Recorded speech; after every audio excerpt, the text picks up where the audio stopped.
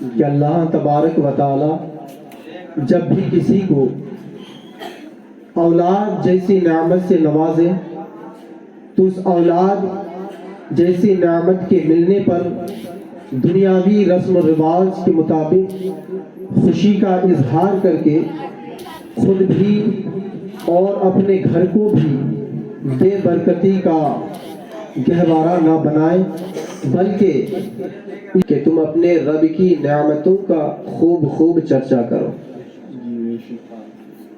اللہ تبارک و تعالی نے اس کائنات کے اندر بے شمار نعمتیں پیدا فرمائی،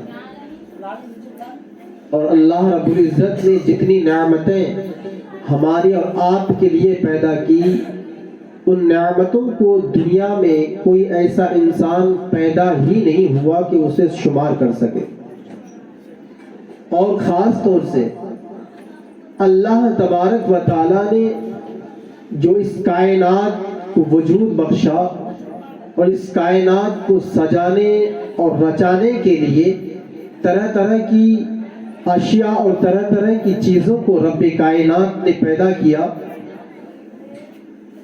اور سب سے بڑی چیز جو اس کائنات کو سجانے کے لیے اللہ رب العزت نے پیدا کی وہ حضرت انسان ہے۔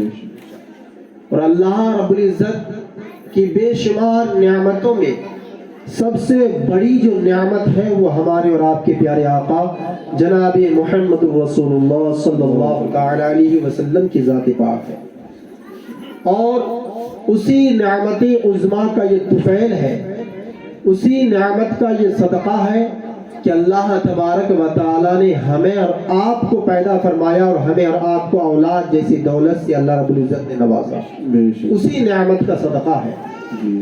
تو اللہ تبارک و تعالی جب بھی ہمیں کسی بھی نعمت سے، خاص طور سے اولاد جیسی نعمت سے نوازے تو اس کا شکر ادا کرنا چاہیے۔ ایسے تو اللہ رب العزت کا ہر حال میں شکر ادا کرنا چاہیے، لیکن جب اولاد جیسی دولت اللہ تبارک و تعالی عطا کرے تو اور زیادہ سے زیادہ شکر ادا کرنا چاہیے۔ اب شکر ادا کرنے کا لوگوں نے الگ الگ طریقہ اپنا لیا، کیونکہ آج کا جو ماحول ہے اور ہمارا جو معاشرہ ہے، ہمارا معاشرہ دینی تعلیم سے دور ہونے کی وجہ سے جیسے غیروں کو کرتے ہوئے دیکھتا ہے، ویسے ہی اپنے طور طریقوں کو انہی کے سانچے میں ڈھال کر اپنا جو ہے کام کرنے کی کوشش کرتا ہے، جو کہ سراسر کیا ہے، غلط ہے۔ حال یہ ہے کہ ہمارے یہاں پر لوگوں کا یہ مزاج بن چکا ہے، ہمارا معاشرہ کا یہ مزاج بن چکا ہے کہ جب بھی اللہ تبارک و تعالیٰ کسی کو اولاد جیسی دولت سے نوازتا ہے تو آج کا جو معاشرہ ہے اکثر گھروں کو یہ دیکھا جاتا ہے کہ ڈھول اور تماشوں کے ذریعے سے اس کے خوشی کا اظہار کیا جاتا ہے۔ جیسا کہ میں نے ابھی بتایا کہ جب اولاد کی پیدائش کی خوشی غیر شرعی طریقے پر کی جائے گی تو پھر وہ گھر برکت کا گہوارہ نہیں بلکہ نحوست کا گہوارہ بن جاتا ہے، اور اس بچے کی برکت عمر سے جو ہے برکتیں بھی ختم ہو جاتی ہے۔ کبھی غور کیا آپ نے اس چیز کو؟ بلکہ طریقہ کار ہمارا یہ ہونا چاہیے کہ اللہ تبارک و تعالی جب بھی ہمیں کسی بھی نعمت سے نوازے تو اس کا شکر شریعت کے دائرے میں رہ کر کے کرنا چاہیے، ڈھول تاشے کے ذریعے سے نہیں، گانے باجے کے ذریعے سے نہیں۔ کیوں؟ اس لیے کہ گانے باجے سے گھر میں برکت نہیں، بے برکتی پیدا ہوتی ہے۔ حضرات محترم، اولاد کے بارے میں رب کائنات نے قرآن مقدس کے اندر ارشاد فرمایا، انما اولادکم واموالکم فتنہ، بے شک تمہارا مال اور تمہاری اولاد تمہارے لیے آزمائش ہے۔ اولاد انسان کے لیے نعمت بھی ہے، مال انسان کے لیے نعمت بھی ہے، لیکن رب کائنات دوسری جگہ ارشاد فرماتا ہے کہ مال اور اولاد تمہارے لیے کیا ہے؟ آزمائش ہے، کیونکہ اللہ تبارک و تعالیٰ کبھی مال کے ذریعے سے تمہیں آزماتا ہے اور کبھی اولاد کے ذریعے سے آزماتا ہے۔ اولاد اللہ تبارک تعالیٰ کی دی ہوئی بہت بڑی نعمت بھی ہے، لیکن اس نعمت کو اگر آپ نے صحیح طرح سے استعمال نہ کیا، جیسا کہ اللہ رب العزت نے قرآن مقدس میں دوسری جگہ ارشاد فرمایا کہ تم اپنی اولاد کو رزق کے وجہ سے جو ہے قتل مت کیا کرو، رزق کی تنگی کی وجہ سے قتل مت کیا کرو۔ تو ابن قیم اس آیت کی تفسیر میں ارشاد فرماتے ہیں، وہ لکھتے ہیں کہ اولاد کو قتل کرنے کا جو مطلب ہے اس کا ایک مطلب یہ بھی ہے کہ اولاد کو دینی تعلیم نہ سکھانا، یہ اولاد کا قتل کا جو ہے مطلب نکلتا ہے، اور اولاد کا حق ادا نہ کرنا، اولاد کو دین کی تعلیم نہ سکھانا، یہ بھی اسی زمرے میں آتا ہے۔ تو حضرات محترم، ہمیں اور آپ کو یہ دیکھنا چاہیے، غور کرنا چاہیے کہ ہم اپنی اولاد کی پرورش کس طور طریقے سے کرتے ہیں، ہمارا طریقہ کار کیا ہونا چاہیے، ہم اپنے بچوں کو کیا تعلیم دے رہے ہیں۔ حضرات محترم، آج ہم لوگوں سے یہ شکایت کرتے پھرتے ہیں، علماء کے پاس جاتے ہیں کہ حضرت ہماری اولاد بگڑ چکی ہے، ہمارا بیٹا ہمارا کہنا نہیں مانتا، ہماری بیٹی ہماری کہنا نہیں مانتی۔ وجہ کیا ہے؟ آپ کی بیٹی ہونے کے بعد آپ نے اس کی پرورش کی، آپ نے اس کو کھلایا پلایا، سارا نان نفقہ اس کا اٹھایا، اور سب کچھ کرنے کے بعد آپ کی بیٹی آپ کی فرما برداری کرنے سے انکار کیوں کرتی ہے؟ آپ کے بچے کو آپ نے ہر طرح سے پرورش کرنے کی کوشش کی، ان کی خوشی کی خاطر اپنی جان کو جھونپڑے میں ڈال کر کے ان کی ہر تمنا کو پوری کرنے کی آپ نے کوشش کی، وہی اولاد آگے چل کر کے آپ کی نافرمانی کیوں کرتی نظر آتی ہے؟ اس کی واحد وجہ یہ ہے کہ اولاد کو جو تعلیم کا صحیح طریقہ ہے وہ آپ نے نہیں دی ہے۔ یہی وجہ ہے کہ آگے چل کر کے اولاد آپ کی نافرمانی کرنے پر اتر آتی ہے، اس لیے کہ جب وہ اولاد دین کی تعلیم سے آراستہ و پیراستہ نہیں ہوگی، جب وہ اولاد ماں باپ کے حقوق کو نہیں جانے گی، جب اولاد ماں باپ کے مقام و مرتبے کو نہیں پہچانے گی، تو ظاہر سی بات ہے کہ وہ اولاد آگے چل کر کے ماں باپ کی نافرمانی کرتی ہوئی نظر آئے گی۔ حضرات محترم، اگر بچے آپ کی اولاد دین کی تعلیم سے آراستہ ہوتی تو اللہ تبارک تعالیٰ کا یہ فرمان اسے نظر آتا کہ رب کائنات نے قرآن مقدس کے اندر ارشاد فرمایا کہ جب کہ تم اپنے والدین کے ساتھ حسن سلوک کا معاملہ کرو، اور جب ان دونوں میں سے ایک یا دونوں بڑھاپے کی عمر کو پہنچ جائے فلا تقل لهما اف ولا تنهرهما، تو تم انہیں اف تک نہ کہو، انہیں نہ جھڑکو۔ حضرات محترم، ماں باپ کا مقام اتنا بلند و بالا ہے کہ اللہ تبارک و تعالیٰ نے اپنی عبادت، اپنی وحدانیت، اپنی الوہیت کے ساتھ ساتھ ماں باپ کے ساتھ حسن سلوک کرنے کا حکم فرمایا۔ اللہ کا وہ مقدس کلام جس میں اللہ تبارک و تعالیٰ نے دو ایسی ہستیوں کا ذکر فرمایا ہے جس کو ماں باپ کہا جاتا ہے۔ اللہ رب العزت نے اپنے مقدس کلام میں دو ہستیوں کو، یعنی جسے دنیا ماں باپ کے نام سے جانتی ہے، پہچانتی ہے، جسے ہم ماں باپ کہتے ہیں، اسی ماں باپ کا ذکر اللہ نے اپنے مقدس کلام کے اندر ارشاد فرمایا کہ تم اپنے ماں باپ کے ساتھ حسن سلوک کرو۔ حضرات، اس آیت مقدسہ کو تلاوت کرنے کا مقصد یہ ہے کہ اگر اولاد دین کی تعلیم سے آراستہ ہوتی، دین کی صحیح تربیت اولاد کو دی جاتی، تو اولاد کے ذہن و دماغ میں قرآن پاک کی آیت ضرور گردش کر رہی ہوتی، تو پھر وہ اولاد کبھی ماں باپ کی شان میں گستاخی نہیں کرتی، کبھی وہ اولاد ماں باپ کے حقوق کی فراوانی نہیں کرتی، کبھی وہ اولاد ماں باپ کی نافرمانی نہیں کرتی۔ میرے دوستو، اولاد کی نافرمانی کی وجہ یہ ہے کہ ہم نے اولاد کو دین کی جو صحیح تعلیم ہے اس سے دور رکھا ہے۔ حضرات محترم، دوسری چیز یہ ہے، میرے آقا سرور کائنات صلی اللہ تعالی علیہ وسلم نے ارشاد فرمایا کہ ماں باپ کا چہرہ دیکھنا عبادت ہے۔ النظر الی وجہ الوالدین عبادہ، اے لوگوں اپنے ماں باپ کا چہرہ دیکھا کرو۔ جب تم اپنے ماں باپ کا چہرہ دیکھتے ہو تو تمہیں عبادت کا ثواب ملتا ہے۔ وہ کیسی عبادت ہے کہ ماں باپ کا چہرہ دیکھنا بھی عبادت ہے؟ تو عبادت کیا نماز کی طرح ہے؟ کیا وہ عبادت روزے کی طرح ہے؟ کیا وہ عبادت زکوٰۃ کی طرح ہے؟ کیا وہ عبادت خیرات کی طرح ہے؟ کیا وہ عبادت صدقات की तरह है, क्या वो इबादत नफली नमाज की तरह है? तो मेरे आका इरशाद फरमाते हैं कि जब भी कोई औलाद मोहब्बत से अपने माँ बाप के चेहरे को देखती है तो अल्लाह तबारक व तआला हर नजर के बदले में उसे हज मकबूल का सवाब अता फरमाएगा। तो हज़रात मोहतरम, कितना बड़ा मकाम है माँ बाप का कि हाजी लोग लाखों रुपया खर्च करने के बाद हज बैतुल्लाह के लिए जाते हैं, लेकिन कोई भी हाजी गारंटी के साथ, यकीन के साथ ये नहीं कह सकता कि मेरा हज अल्लाह की बारगाह में कबूल हो चुका है। लेकिन मेरे आका सल्लल्लाहु अलैहि वसल्लम के फरमान के मुताबिक जो औलाद मोहब्बत से अपने माँ बाप के चेहरे को देखेगी तो यकीन के साथ वो कह सकती है कि मैंने आज हज मकबूल का सवाब जो है मुझे मिल गया है। तो माँ बाप का इतना बड़ा मकाम है।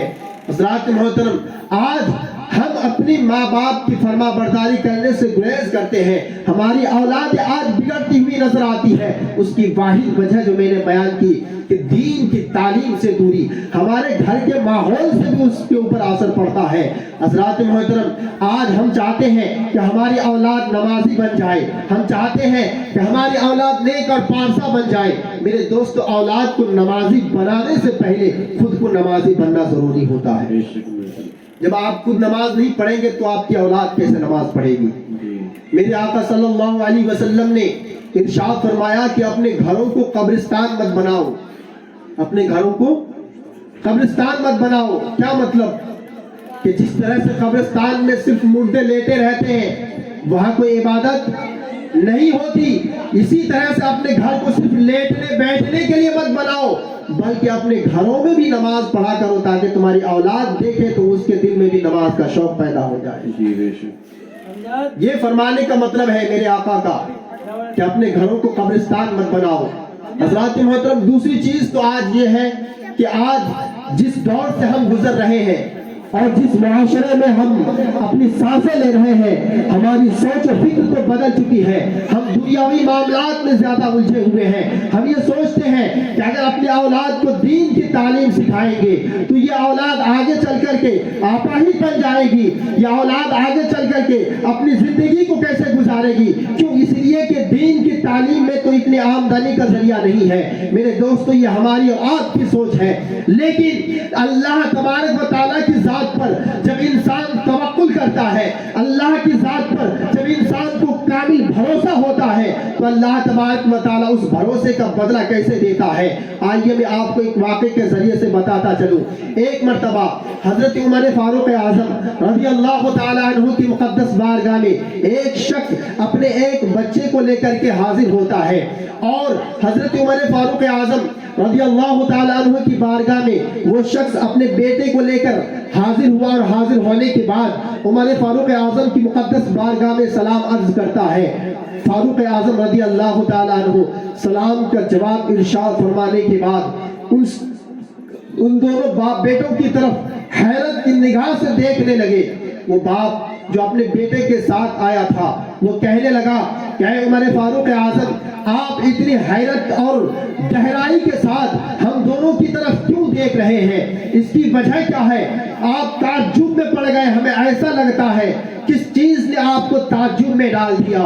हजरत फारूक आज़म रज़ी अल्लाह तआला अन्हु ने इरशाद फरमाया कि मैंने आज तक किसी बच्चे को आप अपने बाप की शक्ल से इतनी मुशाबहत नहीं देखी कि जो तुम्हारी शक्ल है वो तुम्हारे बेटे की शक्ल है, जर्रा बराबर भी फर्क नहीं है। इसलिए मैं हैरत से देख रहा हूँ कि आज तक बाप बेटे की शक्ल में इतनी मुशाबहत मैंने आज तक नहीं देखी। जो तुम्हारा नाक नक्शा है वो तुम्हारे बेटे का है, बिल्कुल भी जर्रा बराबर फर्क नहीं है। इसलिए मैं हैरत से खुदा की कुदरत का नजारा कर रहा हूँ। हज़रात मोहतरम, वो शख्स कहता है कि उमर फारूक आज़म, ए अमीरुल मोमिनीन, ए खलीफातुल मुस्लिमीन, ए बादशाह वक्त, आपने तो सिर्फ शक्ल सूरत को देखा है اور دیکھنے کے بعد حیرت میں پڑ گئے، لیکن آپ اگر اس بچے کی پیدائش کے واقعے کو سنیں گے تو اور حیرت میں ڈوب جائیں گے۔ حضرت فاروق اعظم رضی اللہ تعالیٰ عنہ ارشاد فرماتے ہیں کہ ذرا آپ بتائیے اس بچے کی پیدائش کا واقعہ کیا ہے؟ وہ شخص کہتا ہے کہ حضور میں بہت ہی زیادہ مفلس الحال تھا، میں بہت ہی زیادہ غریب ہوں۔ جب یہ بچہ اپنی ماں کے پیٹ میں تھا اور 3 ماہ کا تھا، 3 ماہ کا تھا، تو میں نے اپنی بیوی سے یہ مشورہ کیا کہ اے میری پیاری شریک حیات، یہ بچہ جو آپ کے پیٹ میں پل رہا ہے جب یہ دنیا میں آئے گا تو ہم چاہتے ہیں کہ اس اولاد کی پیدائش کی خوشی کا اظہار کیا جائے، اور اس خوشی کے اظہار کے لیے ہمارے پاس مال و زر نہیں ہے، ہمارے پاس کوئی مال و اسباب نہیں ہے کہ اولاد کی خوشی میں کچھ ایسا انتظام کیا جائے۔ لہٰذا میں نے یہ سوچا کہ پردیس جا کر کے کچھ مزدوری کر کے کچھ کما کر لے آؤ تاکہ بچے کی پیدائش کے بعد اس کی خوشی کا اظہار بھی کیا جائے اور اس کی تربیت و تعلیم کے لیے کچھ رقم کا بھی انتظام کیا جائے تاکہ بچے کی صحیح تعلیم اور تربیت ہم دے سکے۔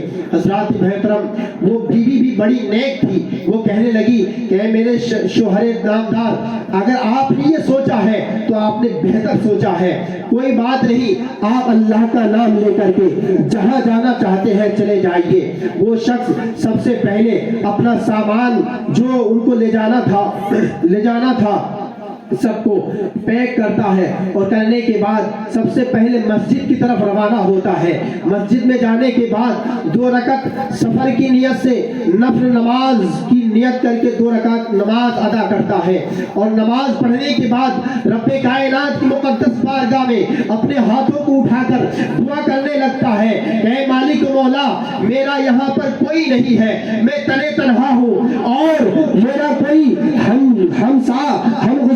گسار نہیں ہے، میرا کوئی ناصر و مددگار نہیں ہے سوائے تیرے۔ اے میرے پاک پروردگار عالم، میری بیوی کے پیٹ میں جو بچہ پل رہا ہے، اے پروردگار عالم، میں اس بچے کو تیرے حوالے کر کے جا رہا ہوں۔ مجھے تیری قدرت پر یقین ہے کہ تو کبھی میرے بھروسے کو نہیں توڑے گا۔ اے میرے مالک، میں تجھ سے التجا کرتا ہوں کہ تو اس بچے کی حفاظت فرمانا۔ حضرات محترم، وہ شخص کہتا ہے کہ اے فاروق اعظم، میں نے 2 رکعت نماز ادا کرنے کے بعد رب کائنات کی بارگاہ میں اس طرح سے دعا کی، اور دعا کرنے کے بعد گھر سے اپنی بیوی کی اجازت سے میں اپنے سفر کے لیے روانہ ہو گیا، اور سفر کی منزل طے کرنے کے بعد جب اپنی منزل پر پہنچا، وہاں پر کچھ دنوں جو ہے مزدوری کرنے کے بعد جب مجھے یقین ہو گیا کہ اب بچے کی پیدائش کا وقت قریب ہو چکا ہے، اب مجھے گھر جانا چاہیے، جب میں اپنے گاؤں کے قریب پہنچا تو لوگ آپس میں یہ باتیں کر رہے تھے کہ اگر اسے یہ پتا چل جائے کہ اس کی بیوی کا انتقال ہو گیا ہے تو اس کو کتنی تکلیف ہوگی۔ وہ شخص سن کر کے ایک شخص سے کہتا ہے کہ مجھے ذرا یہ تو بتائیے آپ کس کی بیوی کی بات کر رہے ہو؟ اس شخص نے کہا کہ صاحب، آپ ہی کی بیوی کی بات کر رہے ہیں۔ کیوں؟ اس لیے کہ آپ کے جانے کے بعد کچھ دنوں کے بعد آپ کی بیوی کا انتقال ہو گیا۔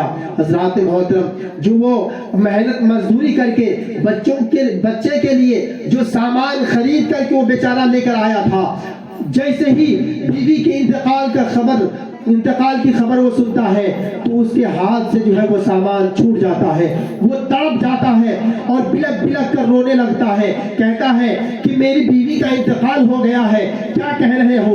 وہ لوگ کہنے لگتے ہیں کہ ہاں تمہاری بیوی کا انتقال ہو گیا ہے، اور انتقال ہوئے 3 ماہ ہو چکے ہیں۔ حضرات محترم، وہ شخص کہتا ہے کہ مجھے اپنی بیوی کی قبر پر لے چلو۔ بیوی کی قبر پر اس شخص کو لے جایا جاتا ہے، اور لے جانے کے بعد اس سے اشارتاً بتایا جاتا ہے کہ یہ تمہاری بیوی کی قبر ہے۔ جیسے ہی بیوی کی قبر پر اس کی نظر پڑتی ہے تو قبر سے لپٹ جاتا ہے، اور لپٹ کر اللہ کی بارگاہ میں یہ فریاد کرنے لگتا ہے کہ اے پروردگار عالم، تیرا ہی تو قول ہے کہ جو تجھ پر بھروسہ کرتا ہے، تجھ پر توکل کرتا ہے، تیری ذات پر جو یقین رکھتا ہے، اے مولا کبھی تو اس بھروسے کو نہیں توڑتا ہے، کبھی اس کے یقین کو نہیں توڑتا ہے۔ اے مولا، میں نے تو نماز کے بعد تجھ سے یہ التجا کی تھی، تجھ سے یہ دعا کی تھی کہ اے مولا میرا یہاں پر کوئی نہیں ہے تیرے سوا، اس بچے بچے کو میں تیرے حوالے کر کے جا رہا ہوں، اے مولا تو نے میرے بھروسے کو توڑ دیا۔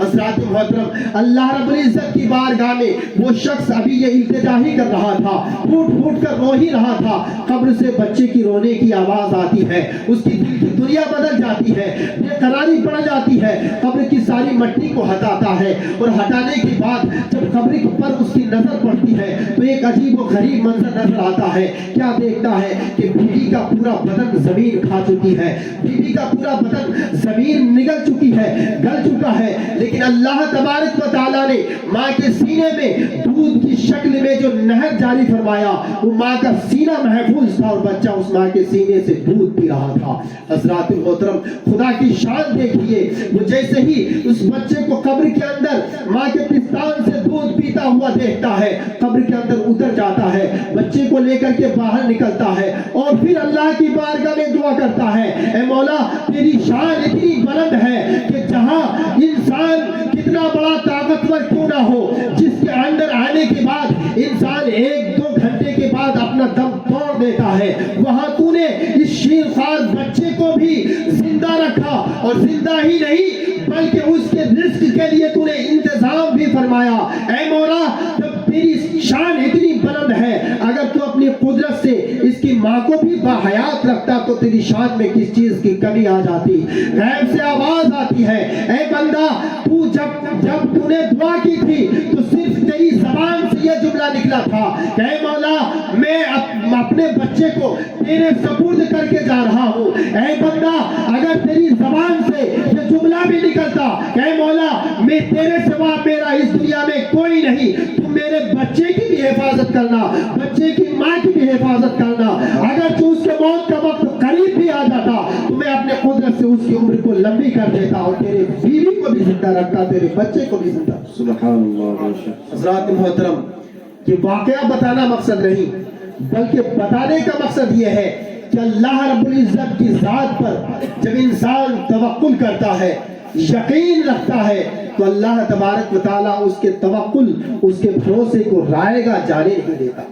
لیکن آج ہم اگر بھروسہ کرتے ہیں تو اپنے بازو کی قوت پر بھروسہ کرتے ہیں، تو ہاتھ کی کاریگری پر بھروسہ کرتے ہیں، تو اپنی طاقت پر کہ اگر یہ کام نہیں کریں گے، محنت نہیں کریں گے، دکان نہیں کریں گے تو ہمارا گھر نہیں چلے گا۔ میرے دوستو، شریعت مطہرہ میں دکان کرنا منع نہیں ہے، کام کرنا منع نہیں ہے، بلکہ آپ جب کام کرتے ہیں اور آپ کی نیت یہ ہوتی ہے کہ میں محنت کر رہا ہوں یا تجارت کر رہا ہوں اس نیت سے کہ میں اپنے اولاد کی صحیح تعلیم و تربیت دلا سکوں، تو آپ کے ہر قدم پر اللہ تبارک و تعالیٰ نیکیاں عطا فرماتا ہے۔ سبحان اللہ۔ لیکن نیت تو ہونی چاہیے، لیکن اس کا مطلب یہ نہیں کہ اب دنیاوی مفاد کے لیے، دنیاوی کاروبار کے لیے نماز کو بھی چھوڑ بیٹھے، اور ہمارا حال یہی ہے کہ ہم دنیاوی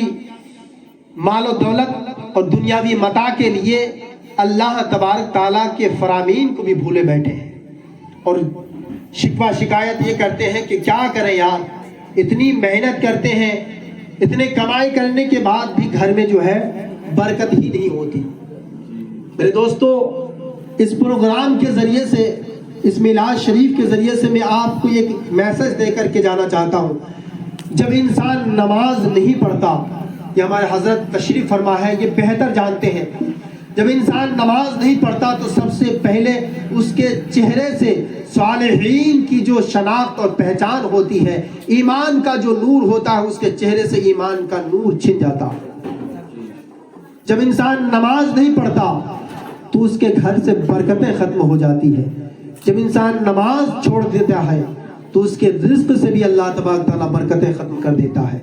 حضرات محترم، غالباً سیدنا سرکار غوث اعظم رضی اللہ تعالیٰ عنہ کی بارگاہ کا یہ واقعہ ہے کہ ایک شخص حضور غوث اعظم کی بارگاہ میں پہنچتا ہے، اور پہنچنے کے بعد عرض کرتا ہے کہ حضور آپ اللہ کے ولی اور برگزیدہ بندے ہیں، اللہ کے مقرب بندے ہیں، آپ میرے لیے دعا فرما دیں تاکہ میری گھر کی پریشانیاں دور ہو جائیں۔ سرکار غوث اعظم رضی اللہ تعالی عنہ نے ارشاد فرمایا کہ بتاؤ تمہاری کیا پریشانی ہے؟ وہ شخص کہتا ہے کہ حضور میں بھی کماتا ہوں, میرے بچے بھی کماتے ہیں, لیکن گھر میں برکت ہی نہیں ہوتی.